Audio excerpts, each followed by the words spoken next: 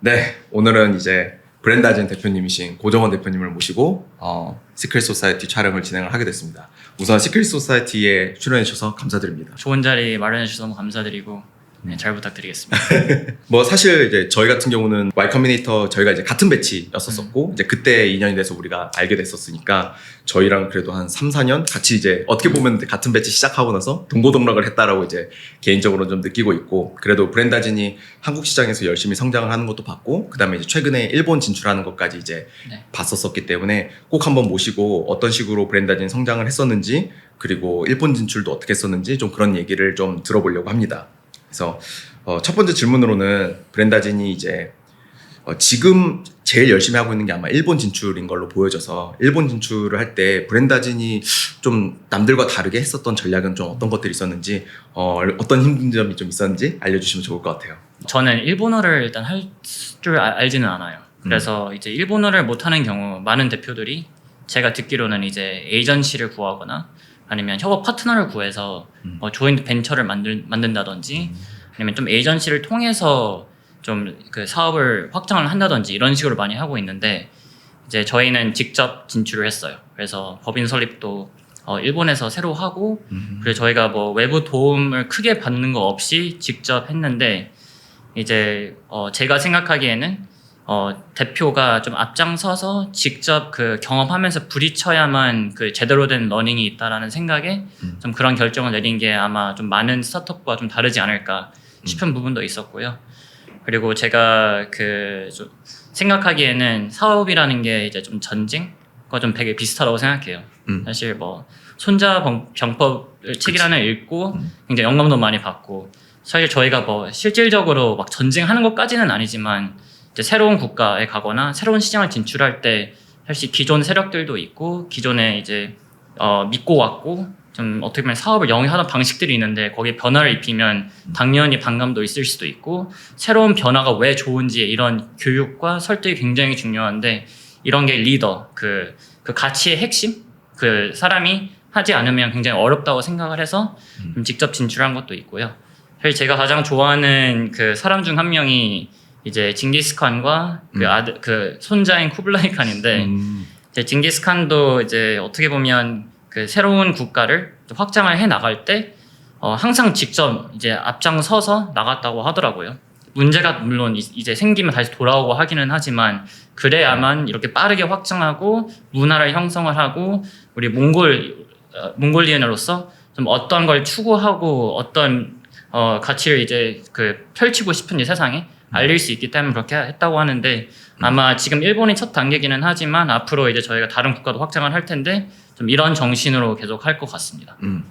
결국에는 저도 그 100% 동의하는 게, 대표가 앞장서서 밀고 들어가야지 그 팀원들도 따라올 수 있는 것 같고, 거기에서 현지 직원을 채용을 해서 한다고 한들 그 사람이 파운더가 또 아니니까 그게 결국에는 흐지부지 되는 경우들 사실 옆에서 너무 많이 봤어서, 특히나 일본 진출이 좀 그게 심한 것 같아요. 네. 생각보다 문화적인 차이가 없을 거라고 생각했지만은 실제로 비즈니스 문화는 또 많이 다르다고 하던데, 맞습니다. 혹시 그런 데서 오는 이질감 뭐 이런 것들이 좀 있었나요, 에피소드나? 일단 한국이랑 일본이 바로 옆 국가이기는 하지만 그 커뮤니케이션을 하고 사업하는 방식들이 굉장히 다르다는 점을 좀 알게 되었는데요. 그리고 이제 많은 한국 분들 같은 경우는 일본의 방식이 많이 어렵다 혹은 비효율적이다라고 얘기는 할 수 있지만, 사실 그들의 그냥 방식이 있는 것 뿐이라고 저는 생각을 하고 있어요. 왜 일본 사람들은, 일본 비즈니스 파트너들은 이렇게 사고를 할까? 어떠한 문화, 어떤 뿌리 때문에 이렇게 생각을 하는 걸까를 이해하는 게 굉장히 중요하다고 생각하는데, 기본적으로 이제 일본인들은 이제 그 존중과 그리고 고객을 어떻게 보면 신처럼 좀 모시는 게 좀 있다 보니까 굉장히 조심스럽고 신중한 게 있다고 생각을 해요. 그래서 모든 게 좀 신중하다 보니까 커뮤니케이션 하는 방식도 바로 저희가 좋은 제안이 있는데 한번 해보실래요? 이런 식으로 접근하는 것보다는 먼저 조금 조심스럽게 이런 걸 하고 있습니다. 혹시 어떻게 생각하시나요? 관심이 조금 있으실까요? 이런 식으로 계속 커뮤니케이션을 해야 하더라고요. 예를 들면 저희는 이제 브랜드를 위해서 좋은 크리에이터를 이제 찾아주고, 그래서 그들과 함께 좋은 콘텐츠를 만들 수 있도록 하는 사업인데, 이제 한국에서 같은 경우는 이런 브랜드가 있으니 혹시 바로 한번 협업해 보실래요? 이런 식으로 이제 제안을 한다면, 일본에서는 바로 그렇게 제안을 하면 좀 무례하다 라고 생각을 하더라고요. 그래서 먼저 브랜드 명을 아예 밝히지 않을 때도 있고 우리가 이런 것들을 좀 준비하고 있는데 저희랑 뭐 한번 해보실래요? 이런 식으로 먼저 접근하면서 얘가 좀 오고 가고 하다가 이제 빌딩이 되고 그리고 나서 이제 협업이 되는 경우가 있고 이 신뢰가 쌓이면 그 이후부터는 이제 편하게 대화를 할 수 있는데 처음부터 그렇게 너무 공격적으로 나가는 형식으로 이제 대화를 하다 보면 이제 그 기회를 또 잃을 수도 있다 보니 그런 차이들이 조금 있다라고 말씀드릴 수 있을 것 같습니다. 와, 신기하네요. 그러면 예를 들어서 지금 어떻게 보면 일본에서 그 브랜다지니 비즈니스 모델, 한국에 했었던 비즈니스 모델이 일본에서 지금 돌아가기 시작한 거잖아요. 네. 그러면은 결국엔 거기에서도 브랜드가 들어와줘서 고객이 되어줘야 될 텐데 네. 아까 말씀하셨던 대로 그 브랜드명을 받지 않고 우리 이런 것들이 있는데라고, 그러니까 어쨌든 세일즈를 해야 되는데 그거를 어떻게 신뢰를 좀 얻을 수가 있나요? 일본 브랜드의 특징이 뭐 다 그런 거는 아니지만 이 회사 뒤에 누가 있는지를 일단 굉장히 궁금해해요. 그래서 제가 일본어는 못하지만 일단 많이 나가는 경우가 일단은 있고요. 왜냐면 대화는 안 되더라도 네. 이 사람의 그 진정성, 진심, 그 분위기로 좀 파악하는 게 좀 있다고 좀 생각을 했어요. 그래서 제가 이제 그 자리에 미팅 자리에 가게 되면 이제 일본 브랜드 입장에서는 이 브랜드가 우리 브랜드와 얼마나 잘 맞는지 정말 내가 그 브랜드 실장님 입장으로서 우리가 만드는 제품 그 진심을 정말 이해를 하는지 정말 맡길 수 있을 것 같은지를 좀 설득하는 게 굉장히 중요하다 보니까 좀 그런 깊이 있는 대화들이 보통 오고 가기도 하는 것 같아요. 한국 브랜드들보다도. 그리고 이제 그만큼 진심인 만큼 이제 나에게 얼마나 좀 그 신경을 많이 썼는지 그 선물 항상 이제 오고 가야 되기도 하고 하는 그런 방식들로 이제 하는 게 좀 많이 다르기는 하다라는 생각을 했었고요. 어떤 선물들을 보통 했나요, 그러면? 그 아주 초창기에는 그냥 선물이면 되겠지라는 마인드가 있었어요. 네. 그래서 그냥 공항 그 면세점에서 막 사갔었는데 제가 생각을 해보니까 이게 진심 같지 않은 거예요. 그리고 아마 일본인들 입장에서도 그 정도는 알 것 같기도 하고요. 그래서 이제 그 한국 사이트 중에서 정말 그 좀 수공예로 한국의 그 제품들, 뭐 젓가락이라든지 티 세트라든지 막 이런 것들을 만드는 그런 좀 전문가들이라고 해야 되나? 그 어떻게 보면 좀 진심을 다해서 그런 제품들 만드는 그런 제품 모아놓은 그런 사이트가 있는데 거기서도 구매를 하고 포장도 가끔씩 따로 해가지고 이렇게 선물해준다 생각하면 될 것 같습니다. 비즈니스 모델도 물론 당연히 중요하겠지만 내가 같이 일하는 사람과의 그 진정성, 이 사람이 나를 얼마나 생각하고 있는지 이런 것들을 그래도 꽤 많은 디시전 메이킹 하는 프로세스 안에 넣어 있다라는 거라고 보면 되겠네요. 일본 같은 경우는. 맞습니다. 신기하다. 그러면은 이렇게 해서 어떻게 보면 영업이 이제 시작이 됐고 결국에는 이제 첫 세일즈가 중요할 텐데 이거는 그때 이제 우당탕탕 했었을 거잖아요. 네. 그럼에도 불구하고 이게 움직이게 된 어떤 계기 이런 것들이 좀 있을까요? 일본에서 성공을 하기 위해서 우선 한국 브랜드를 좀 데려갔어요. 아. 네, 그게 좀 큰 차이인 게 일단 일본인들은 좀 더 신중하다 보니까 아예 처음 생긴 업체를 신뢰하는 데는 좀 시간이 오래 걸린다고 보시면 될 것 같아요. 그래서 먼저 한국 브랜드를 그 저희 고객사로 데리고 가서 일본으로 일본 크리에이터들과 많은 협업들을 이제 많이 진행을 하면서 그런 결과물들을 만드는 데 굉장히 집중을 했어요. 그래서 그 결과물들, 그 레퍼런스들을 기반으로 최대한 이제 세일즈를 하려고 노력한 게 일본 분들은 브랜더진이 이제 어떤 실질적 결과를 만들 수 있을까에 관심이 굉장히 많아요. 그래서 저희가 했던 거는 한국 브랜드 30개와 이제 크리에이터 한 200명 정도 모아가지고 이제 거기 안에서 많은 콘텐츠 제작을 시키고 나서 이제 일본 브랜드를 최근부터 좀 영업하기 시작했다 보시면 될 것 같습니다. 일본 브랜드가 원하는 거는 그 200명 크리에이터에게 노출을 돼서 어쨌든 홍보가 되는 효과를 누리고자 할 텐데 네. 그 200명의 크리에이터는 거의 한국에 계신 크리에이터들인 건가요? 일본 현지 크리에이터. 일본 현지 크리에이터. 네네네. 이제는 조금 더 많아졌는데 계속 섭외하고 있는 중입니다. 진출할 때 그렇게 크리에이터를 200명을 어떻게 모았나요? 인스타그램을 사실 크롤링을 굉장히 많이 해요. 그리고 이제 크롤링을 할 때 뭐 일반인들도 많이 껴있기는 하잖아요. 그래서 저희가 좀 파악했던 방식이 있는데 그 이제 크리에이터들의 팔로잉 하는 걸 토대로 좀 크롤링을 많이 해요. 그래서 저희가 뭐 브랜드 계정이라든지 좀 일반 계정들은 다 이제 그 좀 제외시킬 수 있는 알고리즘을 좀 만들어 놔가지고 그런 크롤러들이 지속적으로 그 데이터베이스를 쌓는다고 생각해 주시면 되고 그 데이터베이스를 이제 사람이 어느 정도 이제 필터링을 하는데 그 데이터베이스를 기준으로 이제 저희가 섭외를 시작하고 그리고 한국의 이제 좋은 브랜드의 그런 제안들을 통해서 저희 브랜더진 앱 한번 가입해봐라 이런 식으로 이제 계속 그 유입을 시키고 있다 보시면 될 것 같고요. 어느 정도 안착이 되면 이제 마케팅, 좀 더 고르마켓 스트래티지 기반으로 좀 더 크리에이터 풀을 더 빠르게 성장시킬 계획인데 저희 핵심은 그 공급이 굉장히 중요해요. 사실 크리에이터가 저희 앱에 들어왔을 때 할 게 있어야 되잖아요. 뭐 옷을 대여한다든지 옷을 구매한다든지 아니면 브랜드의 그런 협찬을 받는다든지 선물을 받는다든지 이런 제안들이 많아야 이제 더 활발하게 이용을 하는데 지금으로서는 아직 그 공급이 엄청 많은 건 아니어서 한 200명 정도로 충분하다라고 판단을 했는데 브랜드가 뭐 50개, 뭐 100개 오늘 연말까지 한 150개 도달하는 게 목표인데 그렇게 되면 한 700명, 800명이 필요해서 거기에 맞춰서 계속 이제 크리에이터 풀을 확보하려고 하는 게 저희 전략입니다. 결국 이게 테크는 테크가 있지만 결국 네. 어떤 부분은 사람이 들어가서 해야 되는 부분들이 있을 수밖에 없잖아요. 특히나 이제 맞아요. 사람 한 명 한 명 온보딩 시켜야 되고 특히나 이제 지금 같은 경우는 새로운 국가에 진출하다 보니까 크리에이터들과 커뮤니케이션하고 DM 보내고 대화를 나눌 때 아 이런 부분이 다르구나 하는 부분들이 있을까요? 이제 한국 크리에이터들은 조금 더 그 first mover 마인드가 좀 있는 것 같아요. 좀 새로운 게 나오면 좀 궁금해하고 이게 무엇이지 좀 찾아보기도 하고 좀 연락에 좀 열려 있다라고 생각해 주시면 되는데 이제 일본 크리에이터 분들은 좀 보수적인 것 같아요. 그래서 처음 들어보는 곳이고 이게 뭘 하는 데인지 확실하게 인지가 안 되면 이제 연락을 해도 회신이 잘 안 오는 경우가 훨씬 더 많은 것 같습니다. 한국보다는. 그래서 일본에서는 마케팅을 굉장히 효과적으로 하는 것도 굉장히 중요한 것 같고 그리고 저희가 얼마나 그 이 크리에이터를 원하는지를 잘 표현하는 것도 굉장히 중요한 것 같고 그리고 무엇보다 그런 게 없을 경우는 실질적으로 무언가를 해줘야 되는 게 중요한 것 같아요.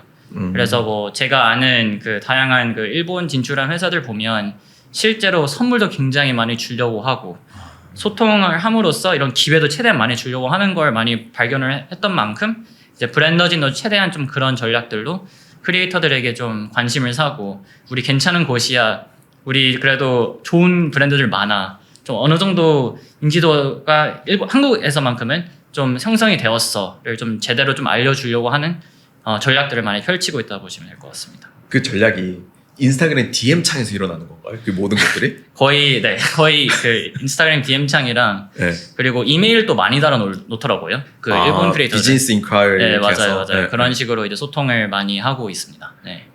이 진심이 뭐 물론 당연히 페이스 투 페이스 하면은 좀 더 편하긴 하지만 네. 텍스트로 전달을 할 수 있는 좀 좋은 노하우 같은 게 좀 있나요? 그 일본 이메일들을 보면 그 서두가 굉장히 길거든요. 아마 그 얘기 들어봤을 수도 있어요. 네. 그래서 크리에이터들도 이렇게 길면 안 읽는 거 아니야?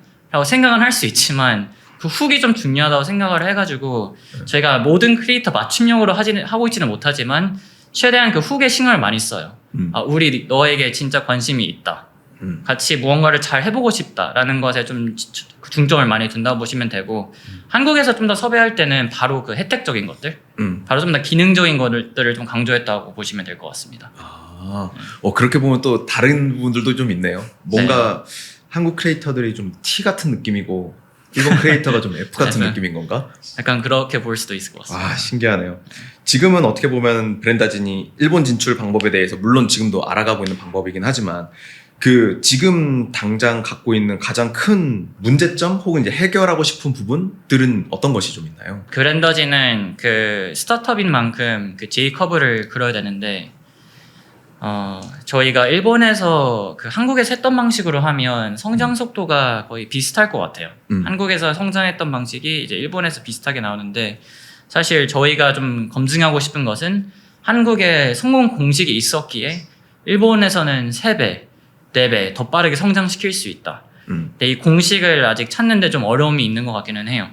그래서 지금 크리에이터들을 더 빨리 섭외하고 싶고 브랜드를 더 공격적으로 이제 유치하고 싶은데 기존 세일즈 방식들로는 안 된다는 걸 느끼고 있어서 좀 새로운 고트마켓 전략들을 찾으려고 하고 있고 일본 같은 경우는 처음부터 좀 파트너십을 맺으려고 좀 준비하고 있어서 그래서 지금 사실 좀 큰 스타트업 하나랑 협업을 지금 하려고 준비하고 있는 중인데 좀 더 그 효과적이고 빠르게 그 한국에 좀 누릴 수 있던 성장을 그 실현시킬 수 있는 그런 방법들을 좀 찾고 있는 중이다라고 보시면 될 것 같습니다. 새로운 국가 진출하는 게 그냥 스타트업 새로 하는 듯한 느낌인 것 같다는 생각이 항상 들긴 하거든요. 개인적으로는. 네. 아 정말 대단합니다.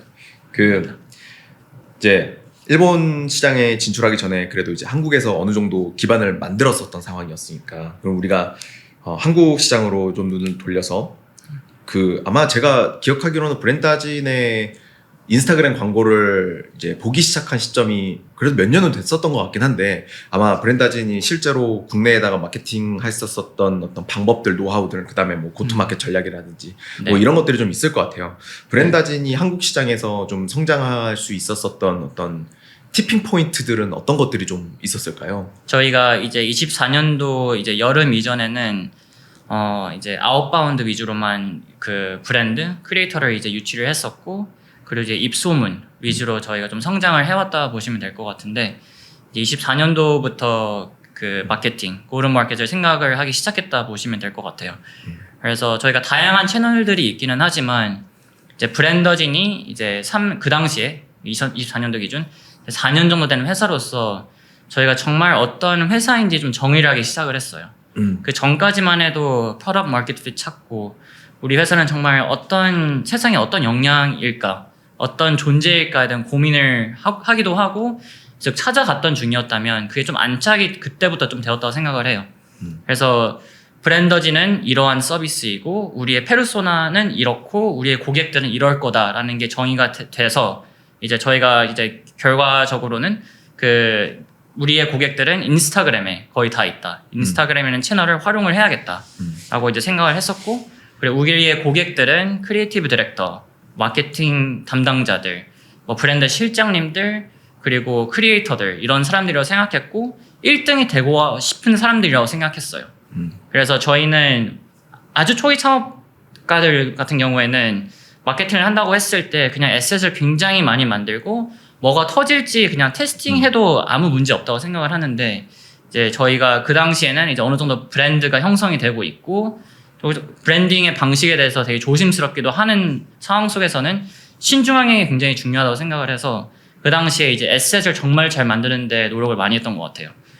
그리고 그 에셋들이 그 크리에이터들, 그 브랜드 실장님들이 봤을 때도 아 여긴 좀 다르네. 아 여기는 내가 정말 추구하는 걸 하고 있구나. 이거 내가 정말 원했던 건데를 정말 제대로 느끼게 하는 게 굉장히 중요하다고 생각해서 저희는 진짜 그 에셋을 만드는데 좀 시간을 많이 썼어요. 그래서 24년도 같은 경우는 정말 하루에 몇 시간씩 쓸 정도로 좋은 에셋들을 만드는 데 굉장히 힘을 많이 썼었고 크리에이터들이랑 콜라보레이션도 많이 하면서 좋은 에셋을 확보하는 노력을 했다면 이제 어느 정도 좀 노하우가 많이 생겼어요. 이제는 좀 빠르게 만들 수 있는 그런 전략들을 찾게 되었는데 이제 거기 안에서 이제 찾았던 것들은 좀 생동감이 있고 뭐 영상 위주의 콘텐츠들이 사실 가장 반응이 좋기는 하잖아요. 거기서 좀 기능적인 것들을 얘기하는 것보다는 너무 자극적인 걸 얘기하는 것보다는 정말 좋은 고객사를 유치하기 위해서는 조금 더 우회적으로 얘기하고 좀 더 스토리 기반으로 전달을 하면서 어떻게 보면 좀 여유 있는 그런 커피라이팅으로 얘기를 할 수 있는 게 가장 효과적이다. 약간 이 브랜드라는 플랫폼은 그래도 마케팅 정말 잘하네. 우리 마케팅을 대표할 수 있는 업체가 될 수는 있겠구나의 느낌이 낼 수 있을 정도까지는 저희가 해야 된다 생각을 해서 좀 최대한 마케팅의 방향도 좀 저희만의 좀 방식을 좀 찾으려고 굉장히 고수하고 노력을 많이 했던 것 같습니다. 제가 기억나는 컨텐츠 중에 하나가 오프라인에서 한번 행사를 크게 했었던 적이 한번 있었잖아요. 네. 그게 한 번이었나 아니면 여러 번을 했었던 건가요? 저희가 2022년도에 한 번 했었고 네. 그리고 작년에 한 번을 했었고요. 네. 사실 올해도 준비를 하고 있기는 한데 에셋을 만들기 위해서는 오프라인 행사나 이런 것들이 그러니까 제가 지금 궁금한 거는 일반 사람들이 이거를 시청하시는 분들이 봤었을 때 그래도 이거는 좀 특이하다라고 하거나 아니면은 저런 방법은 생각 못했는데 하는 것들을 좀 알려주고 싶어갖고 사실 오프라인 행사들도 할 수는 있지만 사실 행사를 하기가 어려운 거잖아요. 오프라인 같은 경우는. 그렇죠. 좀 뭔가 브랜다진에서 찾은 좋은 크리에이티브 에셋을 만들기 위한 어떤 노하우 이런 것들이 좀 있나요? 왜냐면은 사실 크리에이터랑도 같이 일을 해야 될 거고 또 DM 보내야 되고 네. 이럴 텐데 좀 어떤 노하우가 있는지 좀 궁금합니다. 가장 중요한 거는 우리가 만들고자 하는 역할, 우리가 전파하고 싶은 게 무엇인지 명확해야 된다고 생각을 해요.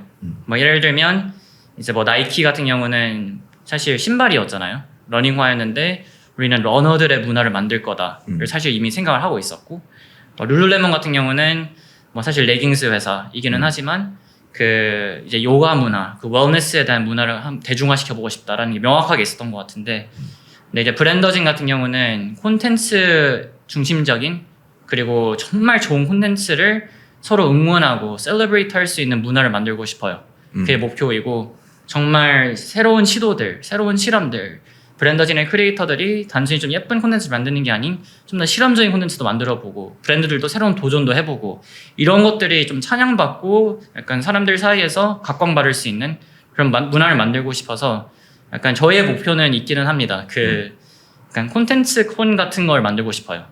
네, 그게 이제 궁극적인 목표인데 그걸 빌드업을 계속 하고 있다라고 보시면 될 것 같고요. 지금 브랜더진의 방향은.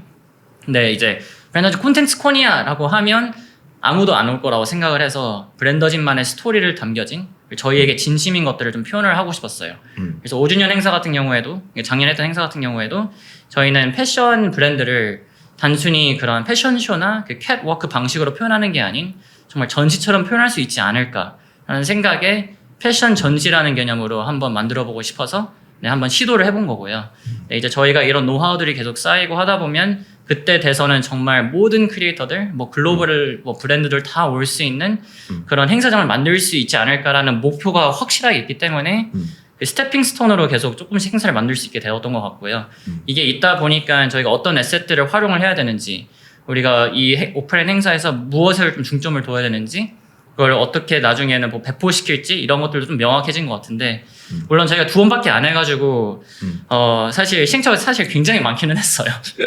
그래서 계속 많이 하다 보면 좀 더 이제 발전을 할 것 같기는 하지만 네, 좀 이런 이유들 때문에 저희는 좀 잘 잡아갈 수 있지 않았나 싶습니다. 말씀하시는 거 들어보니까 지금 하고 있는 게 어떻게 보면은 패션이 첫 번째 카테고리처럼 보이긴 하는데 다른 카테고리 영역 확장을 생각을 하고 계시는지 아니면 그냥 우리는 지금은 패션만 한다인 건지. 뷰티랑 라이프스타일도 확장을 하긴 했습니다.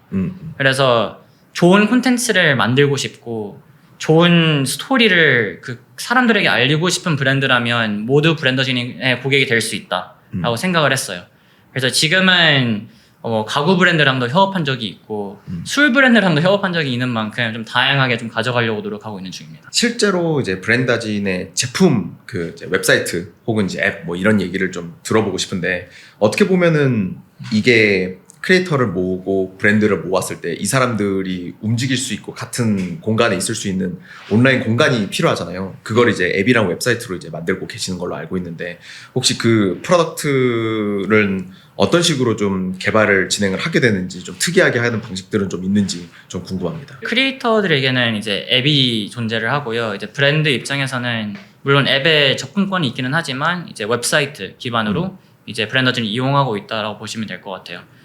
그래서 그 저희 프로덕트를 만드는 방식은 아마 좀 다양한 회사들이랑 비슷할 것 같아요. 프로덕트 매니저들이 존재를 하고 그리고 이제 계속 팀 전체의 피드백을 받으면서 고객의 피드백을 받으면서 빌딩해 나가면서 이제 뭐 대표들의 명확한 그 비전을 토대로 또 이제 계속 발전시키는 그런 방식이라고 생각해 주시면 되긴 하는데, 우선 그 앱 같은 경우는 저희가 목표로 하고자 하는 것은 그냥 단순히 뭐 브랜드랑 연결되고 콘텐츠 만들고 이런 것들이 아닌 정말 내 삶 속에서 나 크리에이터로서의 그 전문 생활을 하는 데 있어서 그 꼭 필수적인 앱이 좀 되었으면 하는 바람이 있어요.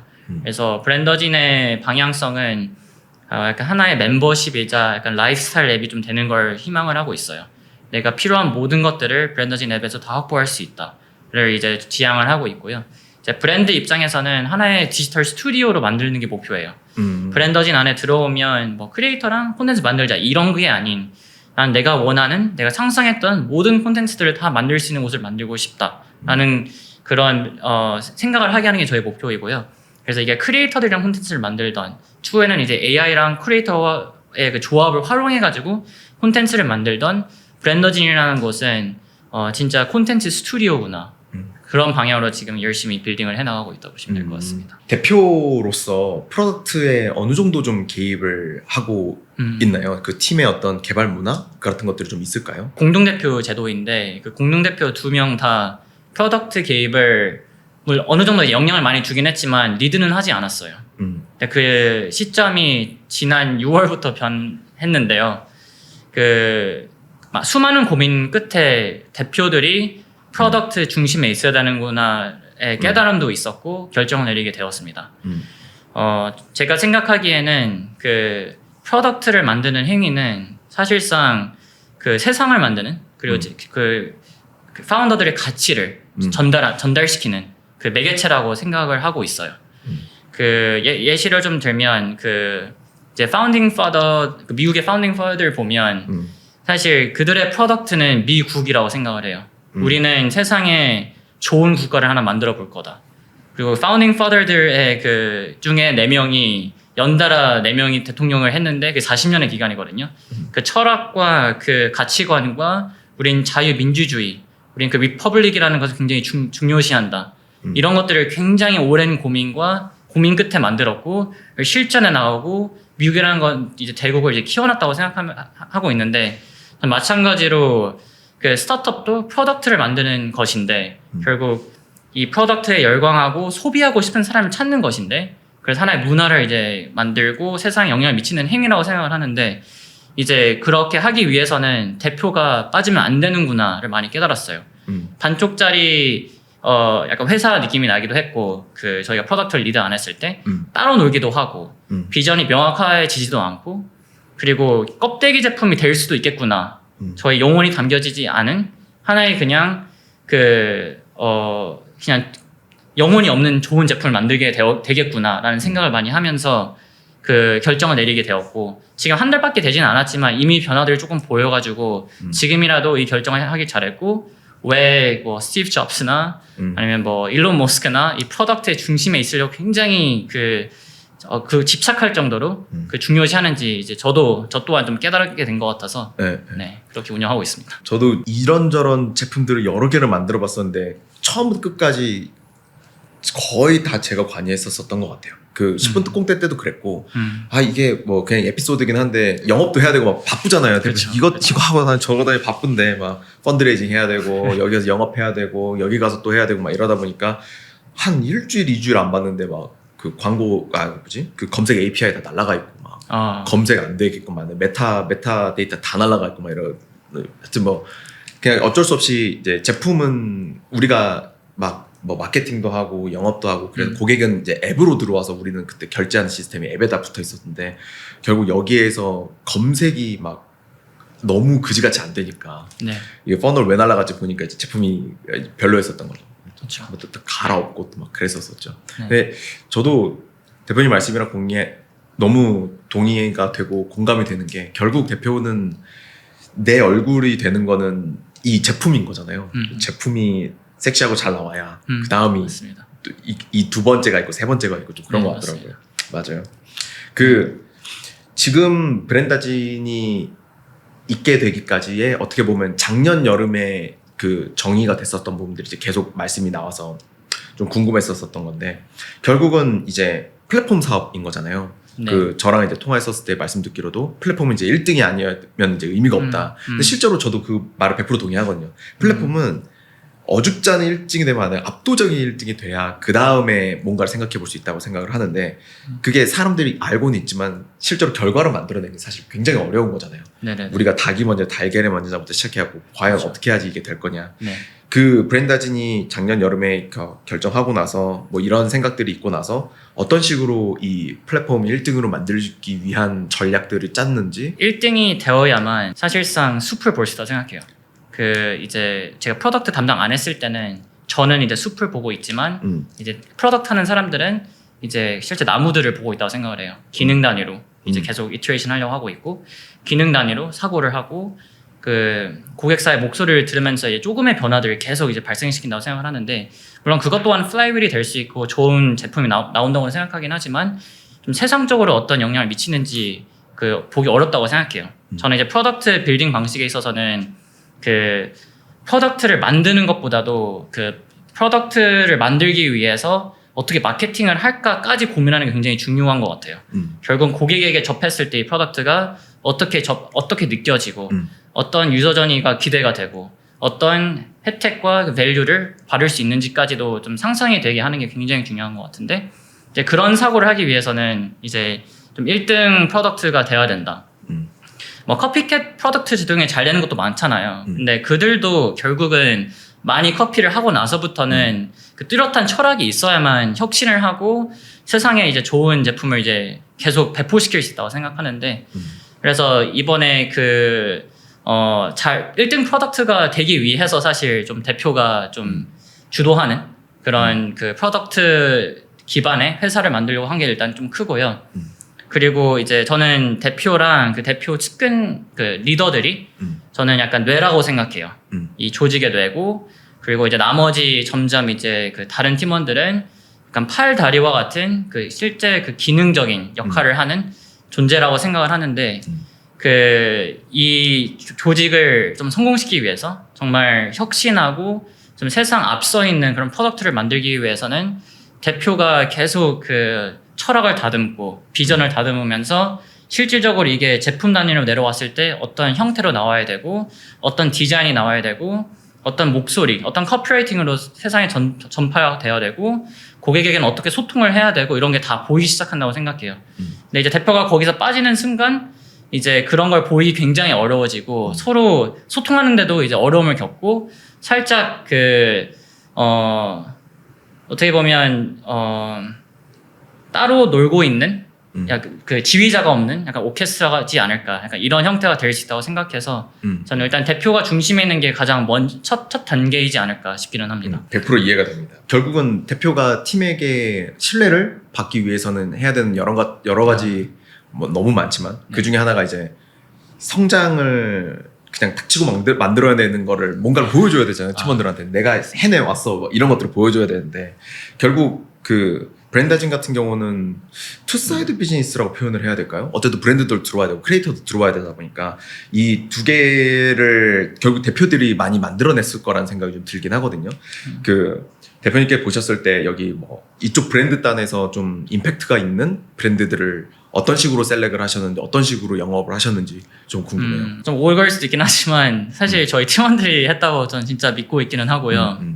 저는 사실 잔소리 역할을 많이 했다고 생각을 하는데 네. 그래도 그 추구하는 가치들 명확했던 것 같아요.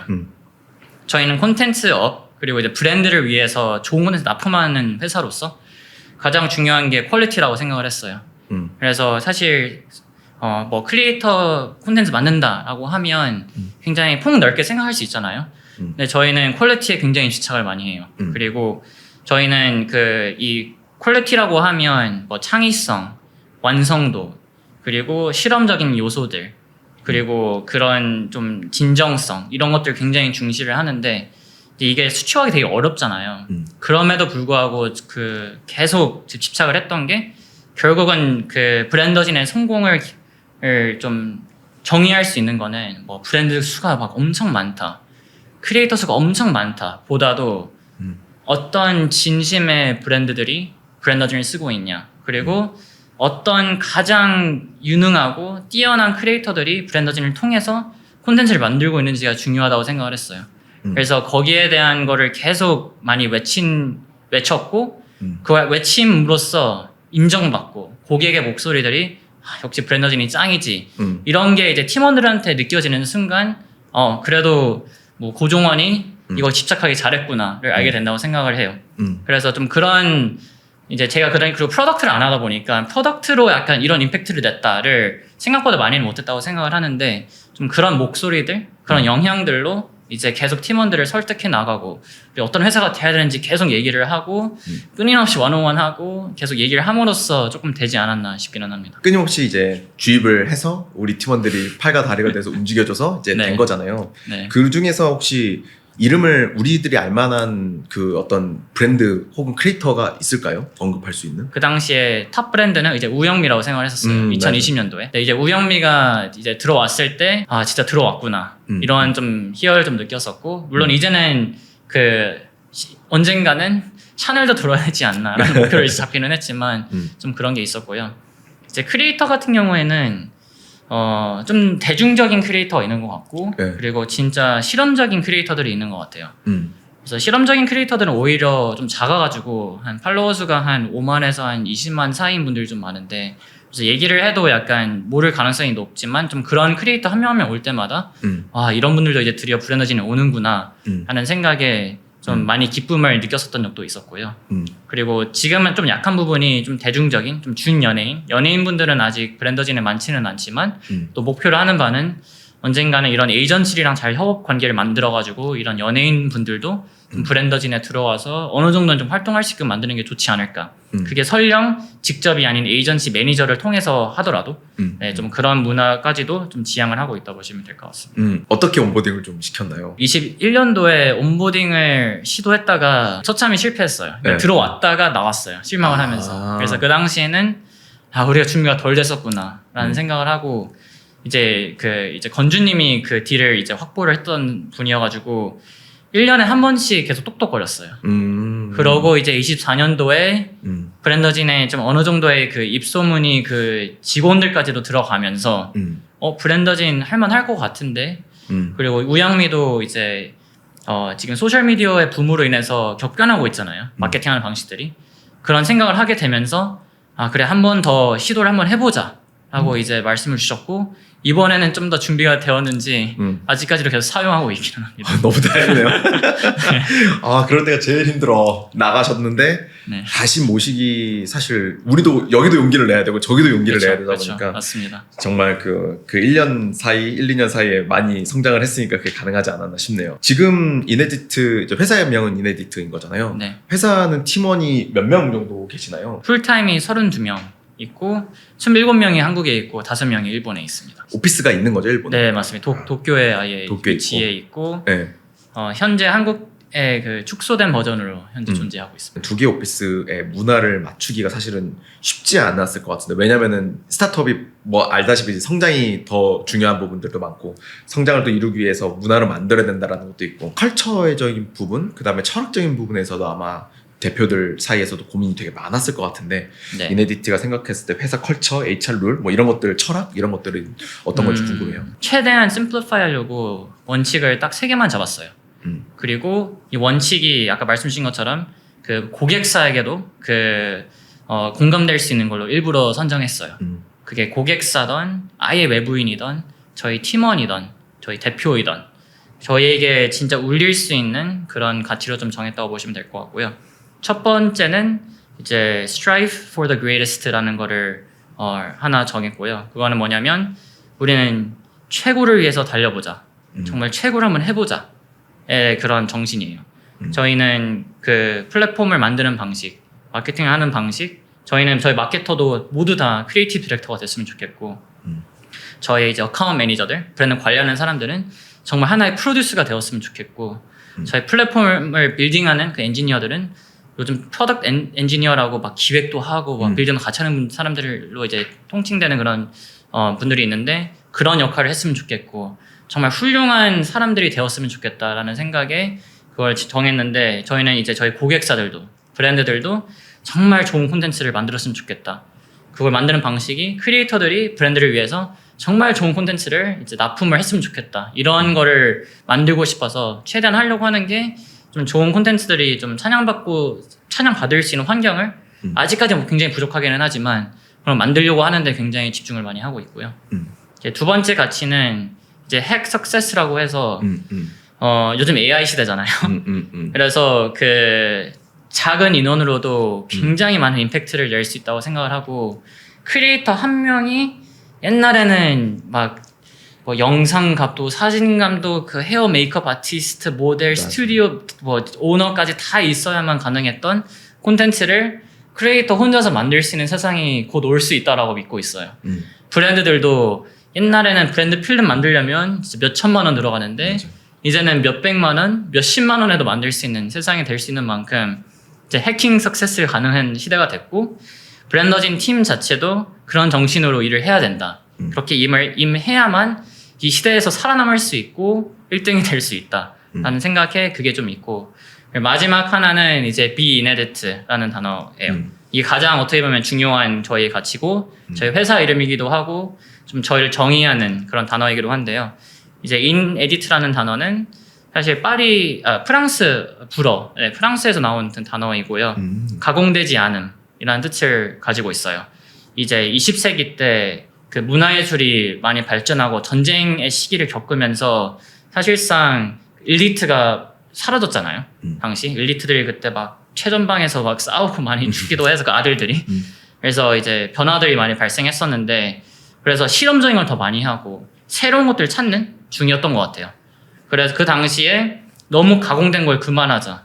가공되지 않은 좀 더 솔직한 작품들, 글들, 그런 음악들 이런 것들을 더 보여주자라는 그 무브먼트가 생겨서 큐비즘이라든지 막 이런 것들이 생겼다고 생각하는데 저희는 이게 가장 중요하다고 생각을 했어요. 현 시대에서는 아직까지 뭐 자유주의적인 사고들이 가장 중요하기도 한 만큼 요즘 보면 일론 머스크 X에서 하고 싶은 말 다 하고 있고 트럼프도 하고 싶은 말 다 하고 있고 사실상 이 전 세계 현 시대 정신인 것 같아요. 전 세계 사람이 다 이걸 추구하는 만큼 가장 솔직하고 고유하고 이 사람만의 것을 좀 더 좋아하고 열광하는 세상이 되어버린 만큼 저희 크리에이터들도 더 자기 자신의 뭐 이런 크리에이터가 이런 걸 만들었으니까 나도 따라해야지.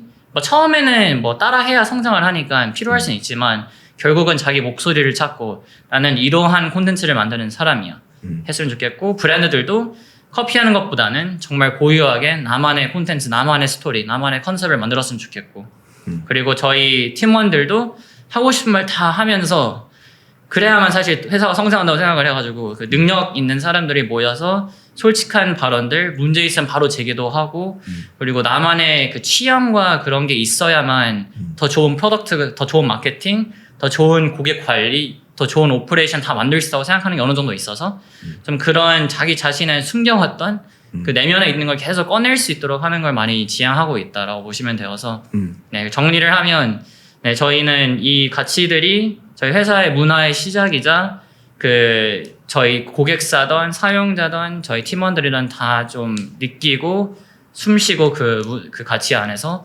그리고 정말 좀 멋진 회사를 함께 세상을 함께 만들어 나가는 네, 그런 조직을 만드는 게 제 목표입니다. Strive greatness, hack success, be inedit. 네, inedit라는 그 자체가 프렌치인 건가요? 그러면? 네 맞습니다. 네, 그렇구나. 프렌치 월드. 신기하다. 브랜다진이 채용도 하고 있는 상황인 건가요? 네, 계속 채용을 하고 있고요. 회사에서 찾는 부분들, 그 다음에 이 사람들은 여기에서 어떤 걸 기대할 수 있는지 이런 것들을 한번 말해주면 네. 좋을 것 같아요. 퀄키한 사람들이 회사에 많아요. 좀 특이한 사람들이 많다고 생각을 하고 있고요. 사실 솔직한 걸 다 얘기할 수 있으면 사실 좀 어느 정도는 좀 그 색깔이 좀 있는 사람을 생각을 하는데 저희는 그런 사람들을 좀 지향을 하고 있어요. 내가 너무 잘 커리어적으로 너무 막 화려하고 너무 잘 살아왔고 어떻게 보면 인생을 이제 그런 사람들도 물론 너무 좋지만 저희는 뭔가 채워지지 않은 사람들 뭔가 증명을 더 하고 싶은데 뭔가 세상에 나의 인지도를 더 알리고 싶은데 나는 이런 임팩트를 주고 싶은데 그런 욕심 있는 사람을 좀 많이 좋아한다고 생각해 주시면 돼요. 그래서 뭐 예를 들면 뭐 개발자도 그냥 코딩 잘하면 물론 너무 좋고 하기는 하지만 뭔가 난 좀 그래도 일반 엔지니어랑 좀 다른 것 같아. 난 좀 비정상인 것 같아. 이런 사람일수록 저희는 브랜더진에서 그 문화적으로 더 잘 맞는다고 생각을 하고 그리고 내가 엔지니어지만 좀 역량도 미치고 싶고 기획도 많이 하고 싶고 목소리를 많이 펼치고 싶다라고 하면 굉장히 환영받을 그런 곳이라고 생각을 하고 있고요. 이게 뭐 단순히 뭐 그 엔지니어링 포지션이 뿐만이 아니라 이제 모든 포지션들이 다 해당된다고 생각하고 있어서 나는 뭐 굉장히 크리에이티브하다. 나는 좀 남다르다. 근데 일반적인 편집 잡지사 들어가고 싶지는 않고 어떤 일반적인 브랜드에 들어가고 싶지는 않아요. 뭔가 좀 더 색다른 걸 찾고 싶은데 할 때 저는 브랜더진은 굉장히 좋은 곳이라고 생각하는 게 어쨌거나 저희는 수많은 브랜드들을 다 볼 수 있고 세상의 흐름을 볼 수 있고 앞서야 되는 그런 집착이 있다 보니 그런 걸 펼칠 수 있는 환경이 꽤나 많이 이제 제공될 수 있다라고 생각해서 좀 그런 사람들을 좀 찾고 있다 보시면 될 것 같습니다. 좋습니다. 대표님이 바라봤었을 때 브랜다진의 어떤 내년, 내후년의 모습은 좀 어떤 식으로 지금 그림을 그리고 계시는지로 마무리를 하면 좋을 것 같습니다. 브랜더진은 한 27년도 정도만 되어도 글로벌 회사가 좀 되어 있는 그림을 그리고 있어요. 그래서 회사 팀원들도 지금은 그래도 한국인, 미주기는 하지만 조금 더 글로벌해진 형태가 좀 되었으면 좋겠고 저희 대표들, 리더십도 그냥 한국의 문화만 이해하고 있는 게 아니라 좀 전 세계적으로 크리에이터랑 브랜드들이 다 다르잖아요. 사고하는 거 좀 다르고 거기에 대한 그 데이터랑 그리고 어느 정도 이제 노하우를 많이 확보를 해가지고 좀 더 플랫폼도 이제 글로벌 어디언스에 맞는 형태로 좀 진화되어 있지 않을까라는 생각도 하고 있고요. 그리고 저희의 그냥 목표는 어떻게 보면 하나의 약간 브랜드 크리에이터들을 위한 헐리우드를 만드는 게 사실 목표기는 합니다. 정말 여기 안에서 좀 이런 콘텐츠도 만들어 보고 저런 콘텐츠를 만들어 보면서 계속 시도를 하고 그리고 어떻게 보면 여기의 장점은 모티베이션이 어느 정도는 유명과 돈에 있기는 해요. 패션이라고 하면 돈보다 좀 관계고 유명세고 그리고 그 외의 카테고리들은 좀 더 이제 나 돈 줄 테니까 이렇게 한 콘텐츠 잘 만들어줘 한 돈을 벌 수 있는 그런 인센티브 확실히 있는 그런 거라 보니 어떻게 보면 아까 그 클리퍼들도 인센티브가 있기에 하는 거잖아요. 그런 것처럼 저희 크리에이터들은 좋은 콘텐츠 만들 인센티브가 확실히 있어요. 그래서 정말 더 좋은 콘텐츠를 만들어지는 그런 하나의 플랫폼? 그걸 만드는 게 이제 목표다 보니 단순히 뭐 한국, 일본의 그런 콘텐츠들이 나오는 게 아닌 전 세계적으로 파워되어 있는 뭐 유럽에서도 콘텐츠가 나오고 있고 미국에서도 나오고 있고 브랜드 입장에서는 나 이번에는 뭐 독일에서 콘텐츠를 만들까 하면 그게 실제로 실현 가능한 그런 콘텐츠를 만들 수 있는 그 인프라를 만드는 게 목표고요. 인프라를 만들기 위해서는 당연히 프로덕트 빌딩을 잘하는 것도 있기는 하지만 AI가 필수적으로 필요하다고 생각해서 저희는 AI 회사로 점점 이제 진화하고 싶은 게 있어요. AI 조직도 더 키우고 싶고 그리고 정말 그 agency platform powered in the era of AI로 생각하고 있어서 정말 AI 시대에 알맞는 그런 하나의 조직이자 회사가 될 수 있으면 좋겠다 생각하고 있습니다. 지금 브랜다진 너무 모멘텀도 좋은 것 같고 일본에 진출해서 성과를 내고 있는 스타트업은 사실상 찾기도 어려운데 그런 부분 말씀 들을 수 있어서 너무 좋았었던 것 같고 다음에 또 좋은 기회가 되면 저희 쪽에 또 나와주셔서 그간에 있었었던 또 얘기도 한번 좀 공유해 주시면 좋을 것 같습니다. 오늘 수고 많이 하셨습니다. 다시 한번 오늘 너무 감사드렸고 좋은 기회 감사드립니다. 네, 감사합니다. 네.